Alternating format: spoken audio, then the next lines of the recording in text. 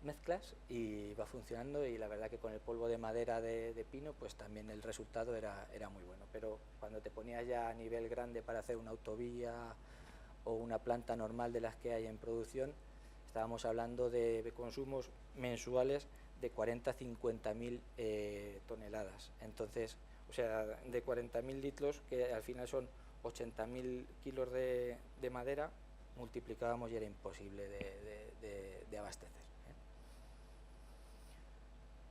Prototipo también hecho con la Universidad de Castilla-La Mancha, con estructuras de madera. Se hizo una casa de madera, les preparamos toda la madera necesaria y con los alumnos de la Politécnica construyeron la vivienda y se montó en la exposición. Bueno, y esto es un poco lo que estamos haciendo, donde estamos. Estamos totalmente abiertos a lo que pueda generar un beneficio para la provincia de Cuenca en cuanto a la madera. Daos cuenta de lo que hemos dicho, 500.000 hectáreas de bosques, una capacidad de producción muy potente. Ahora mismo quedamos en la provincia 6 aserraderos. El nuestro es de 40.000 metros cúbicos de madera, Maipasa es de 60.000, Fimasa de 30.000. Hay capacidad de producción, tenemos la madera y tenemos ganas de que tiréis de nosotros, ¿vale? Pues nada, muchas gracias.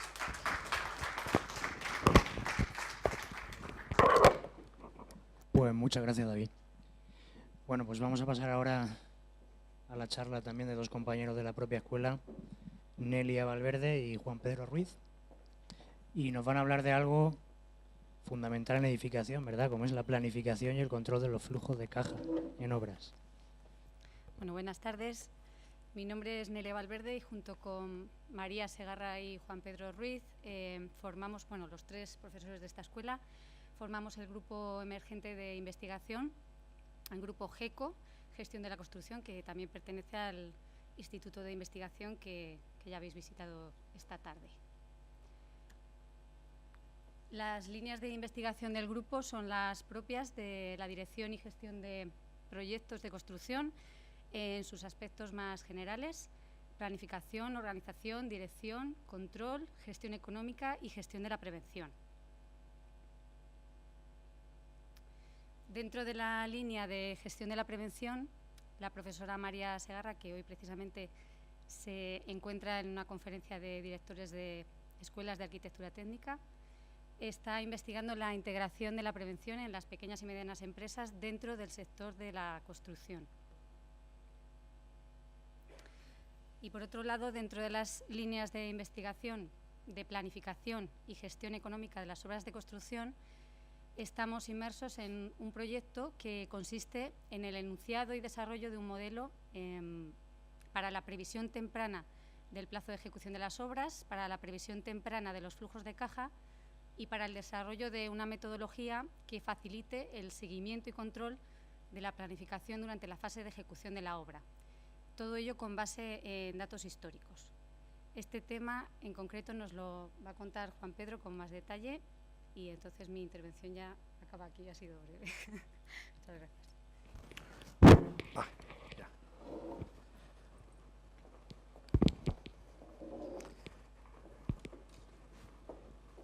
Bien, buenas tardes. Sigo sin más exponiendo nuestro proyecto de investigación que intentaré transmitir de una forma general. La previsión del plazo de ejecución de las obras y los flujos de caja, lo que llamamos curvas de previsión o curvas de valor planificado, se obtienen tradicionalmente a través de un elaborado y costoso proceso que relatamos simplificadamente a continuación. Se parte de un proyecto de ejecución terminado, o al menos de un proyecto suficientemente avanzado. A continuación se divide el proyecto en unidades de planificación que llamamos actividades o paquetes de trabajo. Dichas actividades se secuencian en el tiempo con ayuda de algún método que emplea el camino crítico y posteriormente se distribuyen recursos, se armoniza la red y se optimizan los procesos productivos. A partir de aquí estamos en disposición de generar un Gantt donde se localizan las actividades en el tiempo, asignando valores de producción en las etapas en las que se realizan las actividades, pues podemos obtener una curva de producción parcial por etapas, que por su parecido perfil a estas curvas se les conoce como curvas de perfil de pez o de perfil de ballena. Si representamos los valores de producción acumulados, obtenemos una curva S, como la dibujada en el gráfico. Cualquier punto de la misma ofrece dos coordenadas: el tiempo transcurrido desde el inicio de la obra en el eje de abscisas y el valor ganado del proyecto en el eje de ordenadas. El punto final corresponde al plazo final de la obra y también al coste final de la obra. Todo ello en valores de previsión.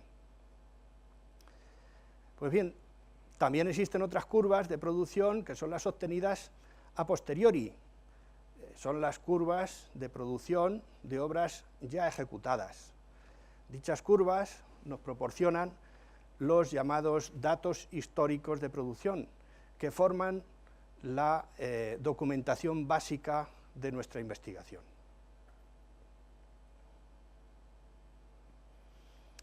En ella, en nuestra investigación, pues nos planteamos si podríamos predecir con suficiente grado de fiabilidad y de forma temprana, en las fases iniciales del proyecto, como estudios previos o anteproyecto, el plazo de ejecución de las obras y el comportamiento del valor ganado de un proyecto a través del análisis de esos datos históricos. A diferencia de lo que ocurre en España y en otros países de influencia napoleónica, la producción científica y literaria sobre la previsión temprana de las curvas de producción es muy importante en los países anglosajones, sobre todo en Australia y en el Reino Unido. Pero en general, estas investigaciones han sido muy criticadas por su escaso valor predictivo. En nuestro caso, los resultados que hemos obtenido hasta la fecha, a través de la regresión polinómica, son muy satisfactorios, dado que hemos logrado disminuir los errores de pronóstico al 8% en I, es decir, errores medios de previsión en la producción del 8%. Y estamos seguros de que podremos minimizarlos todavía más. Para lograrlo, hemos tenido que desactivar un buen número de factores que influyen en las curvas de producción, como son los factores tipológicos, el tamaño de las obras y los factores estacionales. A diferencia de lo que ha ocurrido en otras investigaciones, hemos contado con un gran número de promociones. Aquí les muestro una ficha ejemplo de los datos recogidos y en parte analizados de cada una de las 161 promociones de viviendas públicas que estamos estudiando actualmente. Hemos centrado el estudio en dos tipologías muy concretas: viviendas de protección oficial de adosadas en hilera y viviendas de protección oficial en bloque. También hemos comprobado que el tamaño de la promoción influye en las curvas de producción. Y en consecuencia hemos enunciado 4 curvas diferentes con errores de pronóstico de entre el 8,62% y el 7,03%. Y creemos que los resultados son perfectamente extrapolables a la promoción privada en los mismos tamaños y tipologías. Otros factores que hemos desactivado son los llamados factores estacionales. ¿A qué factores nos referimos cuando hablamos de factores estacionales? El profesor Granger los clasifica en 4 grupos. Los factores climáticos, que son los propiamente estacionales, ya que el clima cambia con el paso de las estaciones: la lluvia, la nieve, el viento, el calor intenso, el frío intenso. Todos estos factores influyen en la producción, en la construcción. Los factores de calendario, que son los que se refieren a los distintos días de trabajo que tiene cada mes, a las fiestas de Navidad, Semana Santa, a las fiestas nacionales, autonómicas y locales. Los factores de fechas, que fundamentalmente son las vacaciones, que aunque teóricamente no son estacionales, las costumbres sociales las conforman estacionales. y los factores de expectativas, que son los más difíciles de explicar, pero que tienen su origen en otros factores estacionales, como por ejemplo las fechas de regularización del IVA, los pagos periódicos del impuesto de sociedades o el cierre del ejercicio contable. Para estudiar la influencia de los factores estacionales de forma directa, debemos medir la producción de cada mes, y para ello hemos analizado estadísticamente un total de 3.076 certificaciones mensuales de obra de edificación de viviendas de promoción pública, que corresponden a las producciones mensuales a precio de contrata, con una media de 256 certificaciones distintas por cada uno de los meses del año. Es una cifra muy importante. Y estos son los resultados. A nuestro juicio, el verdadero valor de las diferencias de producción que se muestran en el gráfico es que han sido obtenidas por primera vez, que nosotros sepamos, de forma directa, siendo el resultado de las medias de producción de cada uno de los meses del año. En este caso medimos el conjunto de los efectos en la producción de los 4 factores estacionales que hemos señalado anteriormente. Y lo analizamos con un poquito más de detalle. La línea roja ofrece el porcentaje de horas de luz desde el amanecer hasta el ocaso, siendo prácticamente simétrica desde finales de junio, en el solsticio de verano. Probablemente si hubiéramos hecho este estudio a principios del siglo XX, cuando en la construcción se trabajaba de sol a sol, pues las producciones medias de los distintos meses hubieran seguido esa línea roja, como en efecto parece que así sucede en los meses de enero, febrero y marzo. El mes de abril, si no tuviera la festividad de Semana Santa, pues tendría una producción muy similar a mayo, junio y julio, por lo que parece que después de ese crecimiento en la producción al inicio del año, parece que se estanca en una producción constante. Los meses de agosto y septiembre sufren claramente el efecto vacacional, el efecto de las vacaciones, y posiblemente otros efectos de fechas como los provocados por la vendimia. Este estudio lo hemos hecho en Castilla-La Mancha y ya sabéis que la vendimia en Castilla-La Mancha es muy importante, incluso algunas empresas, pequeñas empresas, que colaboran con grandes empresas constructoras también, pues dejan de trabajar en la construcción y se van a la vendimia, ¿no? Bueno, la producción del mes de octubre tiene una producción muy similar a su simétrico estacional, que es el mes de marzo, aunque un poquito mayor. La alta producción del mes de noviembre solo se puede explicar por los efectos por los factores de expectativas, ya que esa producción, la de este mes, es el último mes que entra en el ejercicio contable del año en curso. Y por último, en el mes de diciembre parece que influyen negativamente todos los factores, los climáticos, de calendario, los vacacionales y los de expectativas, ya que la certificación de diciembre ya se abonan en el siguiente año contable. Así pues, podemos afirmar que planificar sin tener en cuenta la influencia de la estacionalidad puede provocar errores muy importantes. Obsérvese, por ejemplo, que la producción media del mes de julio es un 45% mayor que la del mes de diciembre. Ahí. Esa curva roja central con puntos amarillos es la curva estándar que hemos sacado, que hemos establecido, correspondiente al grupo de promociones de viviendas unifamiliares menores de 30 viviendas de protección oficial. El área comprendida entre las dos curvas rojas, la superior y la inferior, es el área de influencia de dicha curva debido a los factores estacionales. Las curvas azules, que más que curvas son dientes de sierra, son 12 curvas estacionalizadas que corresponden a una misma obra, suponiendo su inicio el primer día de cada mes. Pero podríamos haber dibujado 365 curvas, una para cada día del año, lo que provocaría un total relleno del área de influencia. Pues bien, en este gráfico a modo de ejemplo, vemos un ejemplo concreto, se trata de la curva que corresponde a una obra de viviendas adosadas de menos de 30 viviendas que comience el 1 de junio y que tiene un plazo de ejecución de 20 meses. No sé si estaba vista, creo que no.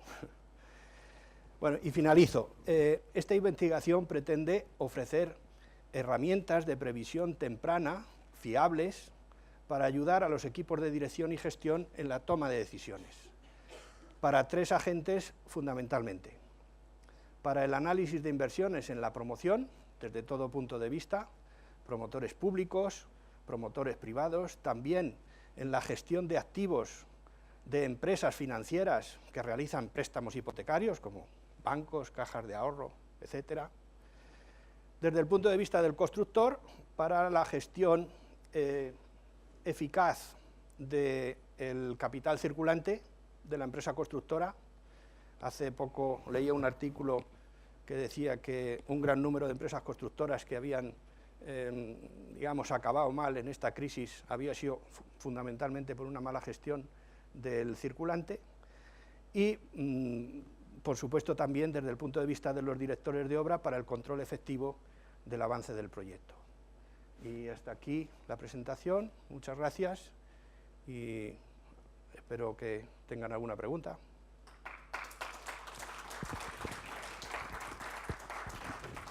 Pasamos ya a la presentación de David Valverde, también compañero de la escuela, que nos va a hablar un poquito más de BIM, ¿verdad? La Escuela Politécnica, tengo que deciros que está haciendo una apuesta importante por la implementación de la metodología BIM en el propio plan de estudios, en la propia docencia, además de las distintas cuestiones que han ido apareciendo en investigación a lo largo de la jornada. ¿Y quién mejor que David, pues, para contarnos algunas de ellas? Adelante, David.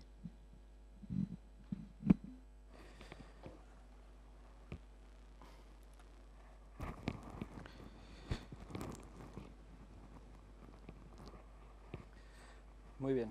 ¿Se oye? Sí.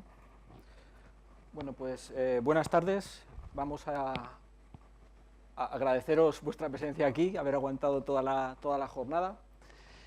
Y bueno, os voy a hablar un poco de lo que es algunas de las iniciativas que estamos desarrollando desde la escuela a nivel de trabajo colaborativo y que se desarrollan fundamentalmente basados en la metodología BIM, ¿vale? Antes que nada presentarme, soy profesor asociado en esta escuela. Mi labor principal o labor profesional es como arquitecto técnico, ingeniero de edificación, y siempre he tenido esas dos facetas, ¿no? La faceta docente y la faceta profesional, que yo creo que es algo muy importante, el tener un pie puesto en cada mundo y poder retroalimentar tu otra faceta con lo que estás haciendo profesionalmente o a nivel docente, ¿vale? Además, pues formo parte también del grupo de investigación BIM Urbexo y del grupo que también surgió a partir de algunas iniciativas, QBIM, ¿vale? Os voy a hablar de trabajo colaborativo, ¿vale? Trabajo colaborativo no es una cosa que vayamos a inventar nosotros ahora, sino que ya existía, y ya existía incluso cuando no teníamos los medios que tenemos hoy en día, ¿vale? Me gusta empezar hablando de trabajo colaborativo poniendo un caso muy paradigmático, ¿no? Eduardo Chillida, seguro que conocéis el famoso escultor vasco, era un alumno rebotado de arquitectura que ha estado siempre dibujando, ¿no? Como todos los artistas, pues utilizaba el dibujo como una forma de expresarse, como una forma de desarrollar sus ideas, sus diseños, y siempre tenía una obsesión por dibujar manos, ¿no? Siempre se dibujaba la mano, que le servía para hacer esculturas a una determinada escala, ¿no? Hubo un tiempo en el que dio el salto, y el salto fue un salto a nivel de escala, y le encargaron que hiciera una escultura para San Sebastián, una escultura simbólica, que es el peine del viento, que seguro que todos conocéis, ¿vale? Pues para hacer esa escultura y para hacer ese proyecto mucho más ambicioso, tuvo que recurrir al trabajo colaborativo. Tuvo que hacerse amigo de un ingeniero que le calculó esas estructuras, los anclajes que iban a necesitar, tuvo que colaborar con gente que trabajaba el metal para poder hacer esas formas, con operarios especialistas que tenían que colocar esas piezas allí, y bueno, es un ejemplo de cómo una persona tan individual o una personalidad tan individual como un artista es capaz de no rebajar su ego, ¿no?, pero ponerse al nivel de todos los demás, hacer equipo y construir algo más grande de lo que podría hacer él solo, ¿vale? Entonces, nosotros trabajamos normalmente en un sector que es el sector AEC o AECO, que engloba arquitectura, ingeniería, construcción y todo lo que es la fase de operación y de mantenimiento, y cada vez tiene más presencia, y tenemos un serio problema con el producto que vendemos. Es un producto en el que nadie puede garantizar el coste, nadie puede garantizar el plazo, y nadie puede garantizar que la calidad final del producto sea la que esperamos, ¿vale? Entonces, tenemos esas tres grandes amenazas, aunque Juan Pedro y Nelia ya están intentando arreglar la parte que les toca, pero tenemos un problema porque además el producto que nosotros hacemos en este sector es un producto que tiene que ser que es un producto complejo, que es único, que tiene que ser duradero y que es relativamente caro. Pensar que la mayor inversión que vais a hacer en vuestra vida va a ser comprar vuestra casa y os vais a tener que enfrentar con nuestro sector, ¿vale?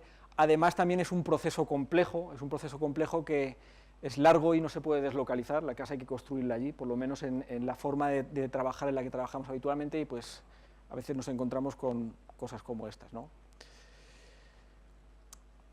Hay otro punto también importante en nuestro sector, y es que tenemos una revolución pendiente que sí que otros sectores como la industria aeronáutica, la automovilística, la manufacturera sí que han dado, es pasar de esa revolución industrial que ya pasó hace unos siglos a pasar a la revolución digital. Fijaros en cómo testaban coches en la industria automovilística hace 50 años y cómo los testan ahora, ¿vale?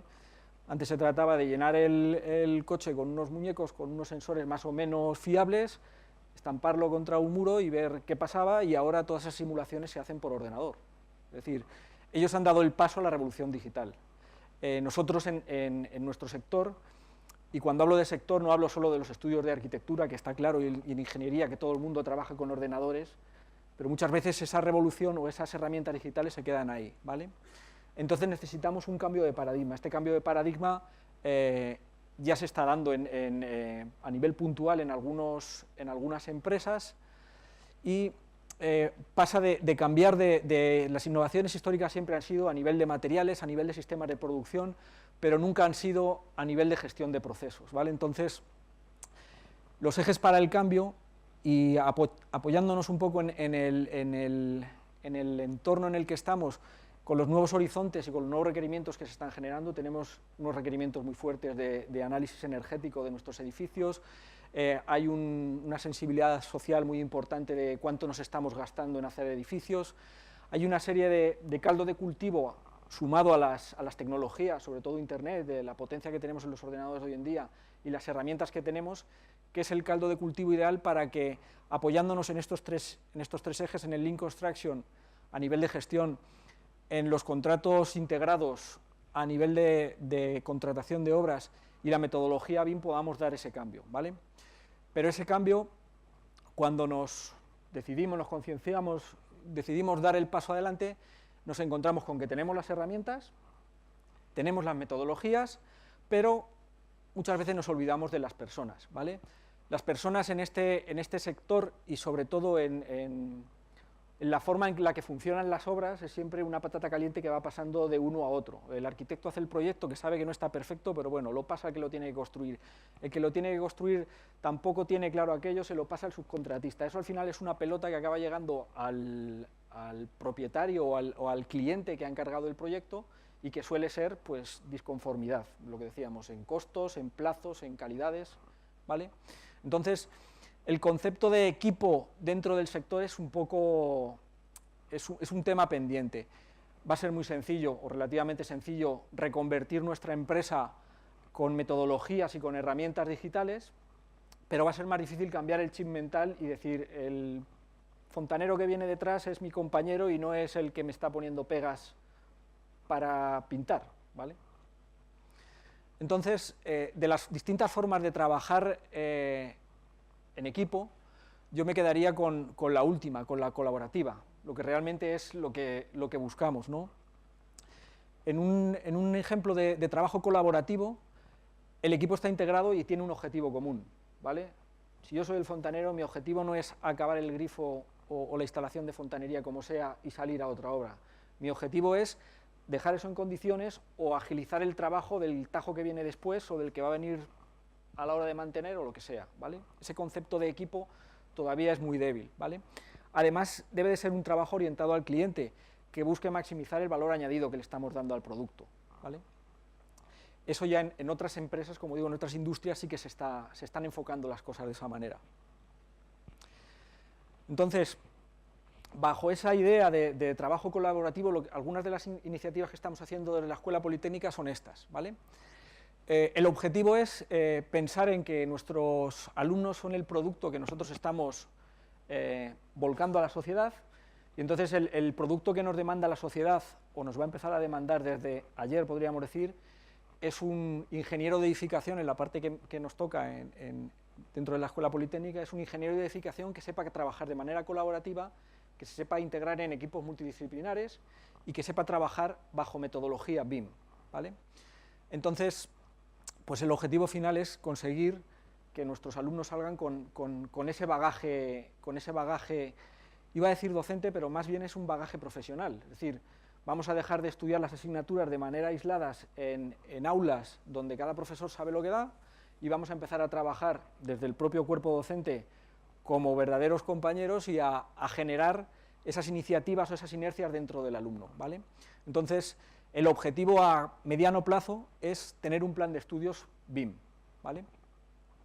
Objetivos a corto plazo o acciones que estamos haciendo a corto plazo, pues tenemos un proyecto de innovación docente que llevará su tiempo y pues este año a nivel experimental hemos creado un aula BIM, ¿vale?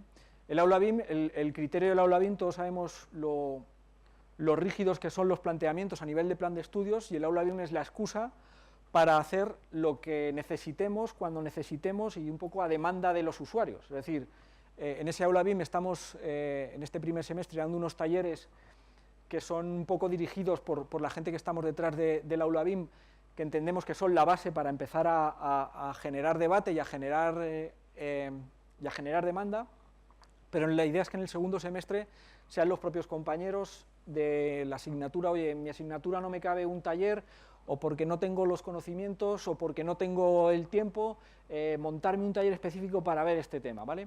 Además, esos talleres son multiniveles y multiplataformas. La idea es que generar en nuestros alumnos o amueblar su cabeza de manera que no tenga miedo a ninguna herramienta, que es cuestión de ponerse y que la persona que te va a explicar eso, pues lo único que tiene es unas horas más de rodaje que tú, pero no estamos hablando de roles de profesor-alumno, ni estamos hablando de roles de super experto, resto de humanos. Se trata un poco de compartir conocimientos, ¿vale? Es decir, hoy hay un taller en el que lo da un compañero que sabe mucho de un tema, pero mañana ese compañero es alumno de otro taller que da otro compañero sobre otro tema distinto, ¿vale? Aparte de eso, estamos aprendiendo esta nueva metodología a base de trabajar con ella, ¿vale? Y de ahí salen iniciativas como el Build Lab, que habéis visto en el instituto, el grupo QBIM, y pues propuestas como BIM Game, que a nivel europeo pues tenemos que saber también empezar a colaborar no solo con las personas de nuestro entorno, sino trabajar con otras personas que tienen más rodado o que tienen enfocado el tema de otra manera para conocer los distintos enfoques, ¿vale? Entonces, bueno, dentro de este aprendiendo y trabajando juntos, la idea de BIM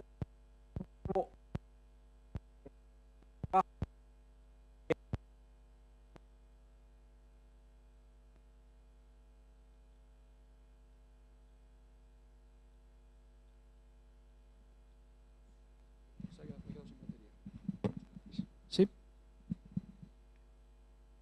Sí. Bueno, este es el organigrama o el flujograma con el que empezamos a trabajar el año pasado en el proyecto QBIM, y la mejor manera o la mejor piedra de toque para este tipo de proyectos es trabajar en una prueba estrés que llamamos, ¿no? nos apuntamos a un concurso que se llama Concurso BIM Competition de Valladolid. Era nuestra primera experiencia conjunta y bueno, los resultados fueron más que satisfactorios. Es un concurso, para que os hagáis una idea, que es internacional, en el que trabajan diferentes equipos con unos perfiles bastante profesionales y bastante especializados. Y bueno, pues el año pasado el enfoque era el de un proyecto de arquitectura. Fuimos capaces de diseñar ese centro de salud, planificar su construcción, calcular sus instalaciones, calcular sus estructuras y bueno, pues acabamos quedando segundos en la categoría general, primeros en el premio de público y primeros también a nivel universidades. La experiencia fue tan buena que este año hemos vuelto a participar y este año pues nos hemos llevado los premios que nos faltaban, ¿no? El primero de la general y un premio especial por la visualización del proyecto, ¿vale? Y en este proyecto, pues ahí tenéis la foto de los valientes que nos fuimos a Valladolid. Yo no sabría distinguir quién es el profesor, quién es el alumno, quién es el exalumno, quién es el profesional que está trabajando en la calle y que tiene un nivel de expertise muy concreto sobre un tema. Eso es un poco la idea de aprender trabajando en equipo, ¿vale? Y bueno, pues nada más, muchas gracias por vuestra atención y por haberme aguantado este rato.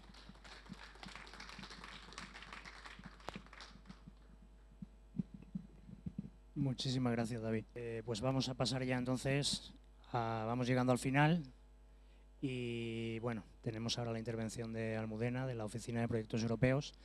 Vamos con una parte fundamental en toda la jornada, como es conseguir la financiación para toda esta I+D+I, ¿verdad?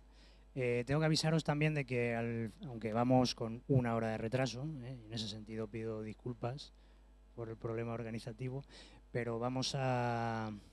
Bueno, Almudena, te pido un poquito que nos ajustemos al tiempo. Y los últimos 10 minutos tenemos una incorporación de última hora que os avisé esta mañana, que era la de Gerardo, de la OTRI también, de la Oficina de Transferencia de la Investigación, que seguramente nos cuente algo interesante para rematar la jornada.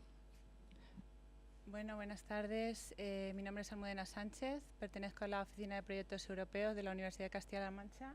Dentro del Vicerrectorado de Investigación y Política Científica, estamos en el campus de Albacete y bueno, voy a intentar ir deprisa, hablaré de aspectos generales. Vamos a empezar con Horizonte 2020 como el programa marco de investigación más importante a nivel europeo y un poco ver el Participant Portal como acceso a las convocatorias. Las Public-Private Partnerships, que son unas iniciativas lideradas por la industria para temas de importancia estratégica, sobre todo en cuanto a competitividad y liderazgo industrial.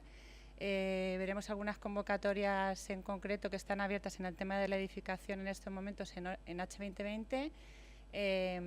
Acciones COST como una red muy importante de financiación de redes de investigación y por último pues servicios y infraestructuras de apoyo que podéis encontrar. Bueno, el programa Horizonte 2020 se estructura en 3 pilares fundamentales. El pilar 1 es de ciencia excelente, que tiene como objetivo pues buscar la excelencia científica en iniciativas normalmente de temática abierta y para proyectos individuales.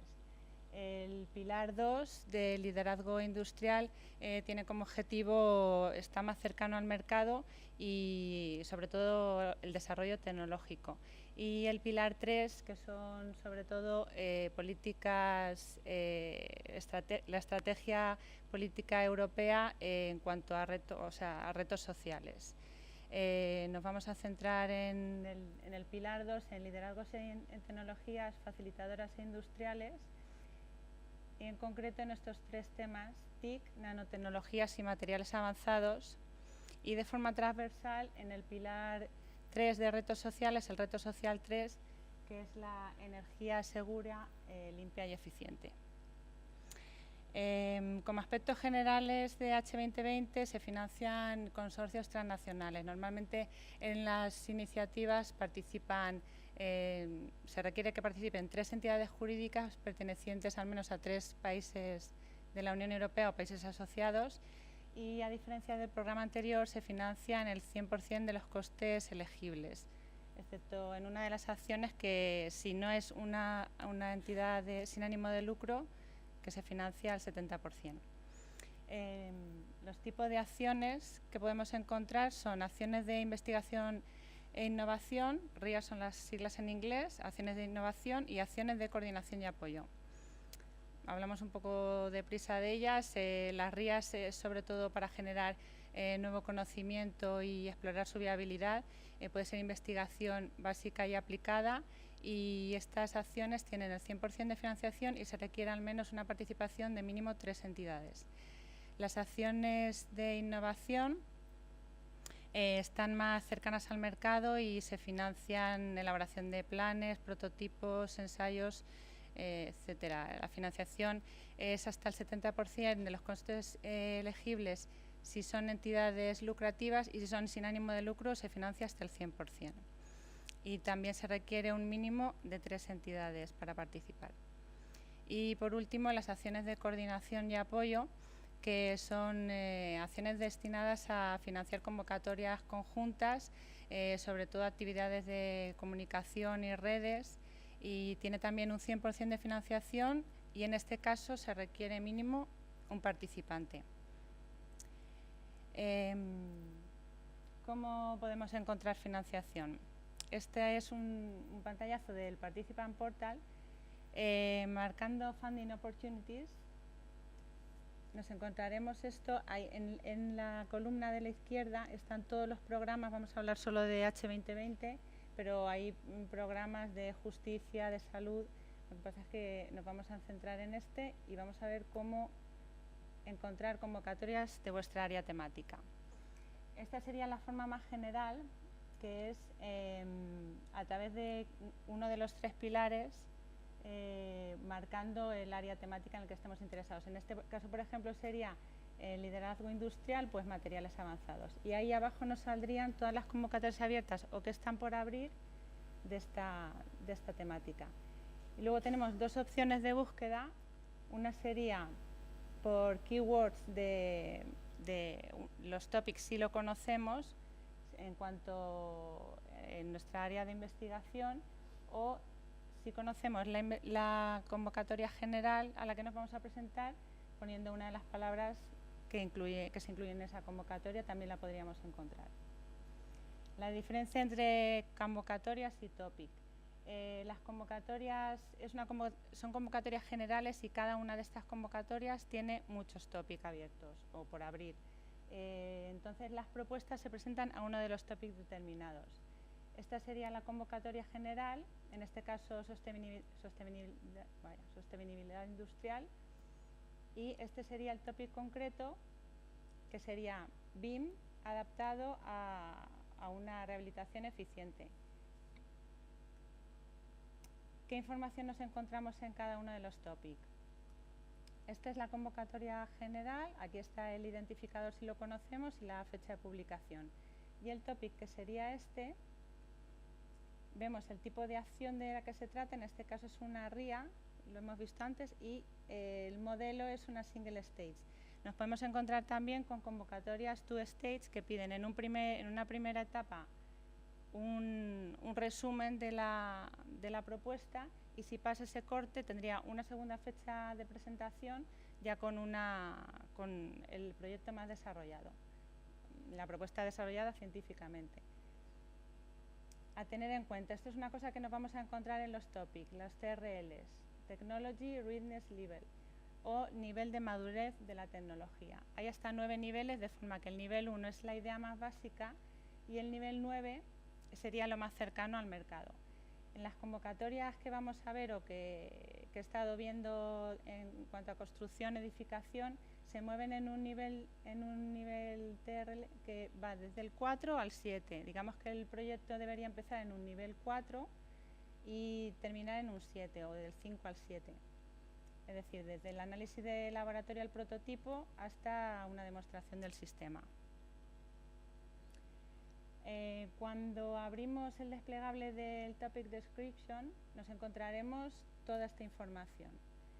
está el reto específico, el scope, que son los elementos que deben incluir las propuestas, los TRL ya los hemos visto, en este caso iría del 4 al 6, la contribución europea, en este caso esta convocatoria, el proyecto puede ser financiado entre 5 y 7 millones para un consorcio de muchos socios, ¿no? Y luego el impacto esperado y prioridades transversales. Documentos y condiciones del topic. Este sería en una segunda parte de la información que se ve en el portal. Están los países elegibles, las condiciones de admisibilidad, los criterios de evaluación, los tiempos, el tiempo desde la evaluación hasta que se firma el acuerdo, las templates, las plantillas de las propuestas, los TRLs, el acceso abierto, como sabéis, ahora en H2020 se exige que haya un acceso abierto una vez que se hace una publicación, al menos antes de los 12 meses siguientes se debe publicar en acceso abierto, y documentos adicionales.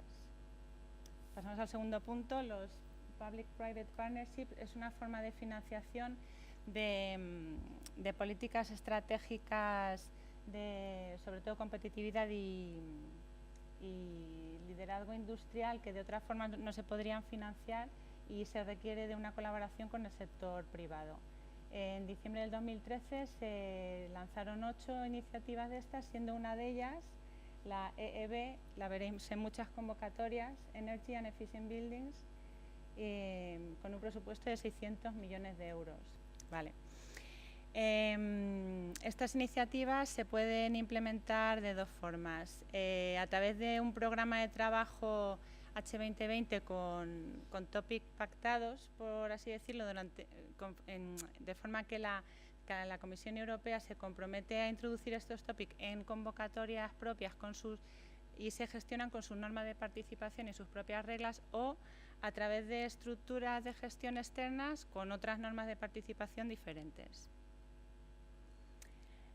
Convocatorias concretas en edificación en H2020. Ahora mismo están abiertas para el programa de trabajo 2018. Ahí veis que en la referencia EEB sería una Public Partnership Agreement y los edificios Energy and Efficient Buildings para el 2018. Hay 2 abiertas, estas cierran el 22 de febrero del 18 y luego para el programa de trabajo del 2019 tenemos otras 3 convocatorias que abrirán en el próximo año. Esta convocatoria, la BIM adaptada a la rehabilitación eficiente, es una RIA, tiene un TRL que empezaría en el 4 y acabaría en el 6. Y bueno, esto es el objetivo específico que aparece en el portal. Luego toda la información detallada en inglés es una información muy técnica. Yo he traducido unas ideas generales y bueno, pues el reto es proveer herramientas compatibles que permitan la recogida de datos de edificios existentes y explotar datos de diferentes fuentes. Las propuestas deben incluir estos elementos: armonizar un formato común de intercambio de datos, modelar la eficiencia energética de un edificio, posibilitar el acoplamiento del sistema BIM con modelos adicionales y cooperación con organismos de estandarización. El impacto esperado: reducción del tiempo de trabajo, la aceleración de su implantación en el mercado y creación de ejemplos de buenas prácticas. Esta es una segunda convocatoria del programa de trabajo del 2018, que es para ICTs, para la construcción de edificios residenciales asequibles y sostenibles en toda la fase de vida del edificio. El objetivo específico es incluir las ICT en todo el proceso y bueno, ayudar a reducir la diferencia de rendimiento. En este caso se pide un TRL del 5 al 7 y, como veis, es una IA, una Innovation Action, que la financiación solo tendría hasta el 50% si son entidades lucrativas y el 100% de los costes elegibles si son entidades sin ánimo de lucro. En esta misma convocatoria, las propuestas deberían incluir estos elementos: desarrollar un proceso avanzado de edificación, evaluar todo el ciclo de vida de la construcción, proveer sistemas integrados, intercambiables, fáciles de encargar y operar, y mostrar soluciones de mercado para incorporar estas soluciones ICT. Y como impacto esperado, la reducción de CO2 en un 15-20%, reducción de costes de construcción, de tiempo de construcción, reducción de la brecha entre el consumo de energía actual y la predicción, mejorar el entorno interior, etcétera. Estos son los objetivos que se esperan.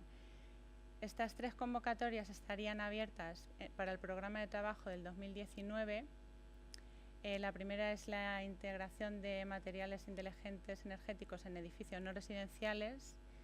La segunda, nuevos desarrollos en casas más energéticas. Y la tercera, sistemas de depósito integrado para edificios residenciales. Y luego hay otras convocatorias abiertas, y en este caso son del pilar 3 de retos sociales. Lo veis en la referencia SC3, Social Challenge 3. Está esta convocatoria general abierta para energía eficiente, limpia y segura. Y dentro de esa convocatoria están abiertos estos tópicos. Este es el de descarbonización del stock de edificios en la Unión Europea. Este abre en enero del 18, y luego tenemos la misma convocatoria que abre en enero del 19 para el mismo topic. Un segundo topic sería una próxima generación de cálculo de rendimiento energético y certificación. En este caso es una abre en enero del 18 y se trata de una CSA, que es una acción de coordinación, con lo cual solo se podría presentar una sola entidad. Y en el segundo caso abre en enero del 19 el mismo topic, pero ya financiando una acción de innovación. Y esta sería otra convocatoria abierta de Pilar Social 3, que es bueno, la integración de utilizar los edificios inteligentes existentes a través de innovaciones de equipamiento ya heredado. En este cuadro tenéis todos los tópicos que hemos visto con los deadlines de fechas de apertura y cierre. Y vamos a pasar, no sé si voy un poco deprisa a lo mejor. Acciones COST. COST es una red intergubernamental que financia acciones para coordinar la investigación y bueno, su objetivo principal es fortalecer la investigación financiando redes de colaboración. Está abierta a todas las disciplinas. Y como características se financian redes de investigadores pertenecientes a los países COST, son 37 en la actualidad. Se requieren mínimo 7 investigadores pertenecientes a 7 países COST. Se financia un programa de trabajo conjunto de 4 años y solamente se financian actividades de red, es decir, que los investigadores tienen que tener su propia financiación. Si están desarrollando un proyecto, tiene que estar previamente financiado, porque esta financiación solo sería para formar una red de coordinación ahora veremos las actividades que se financian, reuniones de grupos de trabajo, estancias de corta duración, talleres, actividades de difusión, etcétera. Para participar en una acción COST puede ser de 3 formas: con una propuesta nueva, unirse a una que está ya en marcha o como experto. Aquí tenéis una imagen del portal y las 3 formas de unirse a una acción COST. Y en el caso de que eligierais la opción de uniros a una que ya esté en marcha, pues habría que buscar en la web las áreas temáticas y si alguna es de vuestro interés, si hay alguna acción abierta, leer el memorándum, que es toda la información de esa acción, averiguar si España participa y quiénes son los responsables y contactar con ellos. Y por último, servicios e infraestructuras de apoyo que podéis encontrar. Para búsqueda de socios, el NMP Team es un proyecto de Horizonte 2020 que busca financia la coordinación de puntos nacionales de contacto de este área de nanotecnología en materiales y procesos avanzados para compartir buenas prácticas y alcanzar un estándar general de apoyo a candidatos al programa. La Enterprise Europe Network, que es una red europea de apoyo a las pymes, compuesta por oficinas especializadas que ofrecen servicios de información y transferencia. Aquí en la UCLM esta oficina la lleva Gabriela Galiecho, está en Ciudad Real, que podéis contactar con ella directamente. Y la plataforma tecnológica ECTP, European Construction Technology Platform, que es una de las 38 plataformas tecnológicas europeas formada por asociaciones empresariales y universidades, organismos de investigación de 26 países. Y uno de los 5 comités es el Energy and Efficient Buildings, E2B, del que es miembro la UCLM. Y por último, la Oficina de Proyectos Europeos en la UCLM, que somos nosotros, está en nuestra web y aquí podéis ver las convocatorias que hay abiertas. Aquí tendréis información de todos los servicios que ofrecemos. Estos somos nosotros, Joaquín García, que está en Toledo, Marta Roldán en Ciudad Real, Llanos Carrión, Marisa y yo misma, que estamos en Albacete. Y esto es todo. No sé si ha ido mucha información. Gracias. Pues muchísimas gracias, Almudena. No sé si hay alguna pregunta aquí en la audiencia. Yo sí tenía una, si me permites. Sí. Porque claro, yo creo que lo que a mucha gente le echa para atrás a la hora de ir a una convocatoria europea, un H2020, es que dice, bueno, yo estoy aquí en mi grupo, somos un grupo reducido, tenemos nuestros proyectitos regionales, quizá alguno nacional, y nos da como un poco de pereza no ir a algo europeo, sobre todo porque pensamos que esos proyectos los consiguen grandes consorcios, hay que tener muchos contactos, muchos partners, pero yo creo que es importante mencionar el que existe una vía de que tú estás solo en tu despacho y tú puedes darte de alta, ¿verdad?, en alguna convocatoria e intentar buscar... Sí, porque hay formas de encontrar socios, hay portales de búsqueda de socios, podéis ayudaros de redes que ya están previamente establecidas. Primero sería encontrar la forma de tener esos socios, formar ese consorcio, intentar subiros al carro de un proyecto en principio coordinado por otra entidad para empezar, pero bueno, que hay herramientas y nosotros estamos para ayudaros en cualquier cosa, convocatorias. Yo os he hablado un poco de edificación, hay temáticas de todo tipo y cada una tiene su propia idiosincrasia, entonces lo mejor es ir uno por uno viendo al detalle cada necesidad. De acuerdo, pues a ver si vamos animándonos entre todos. Sí. Gracias, Almudena. Vale, pues vamos a acabar ya. Últimos 10 minutitos para Gerardo. ¿Estás listo? Gerardo viene de la OTRI, como decía, de la Oficina de Transferencia e Innovación, de Investigación de aquí de la universidad. Y va a tener el honor de cerrar la jornada.